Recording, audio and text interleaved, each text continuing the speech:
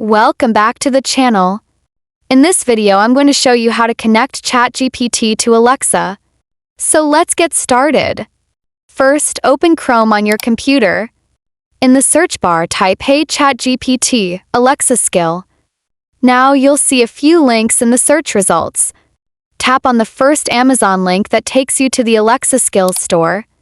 Once the page opens, you'll see the ChatGPT skill by Hey Voice Tech or a similar developer.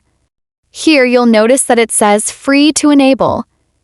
If you already have an Amazon account, just tap on Enable to Use. This will connect the skill to your Alexa automatically.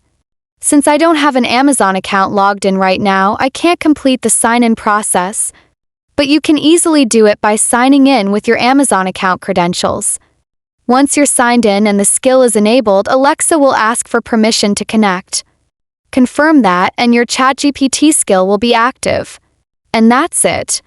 If you found this video helpful, make sure to like, subscribe, and turn on the notification bell so you never miss out on more useful tech tutorials.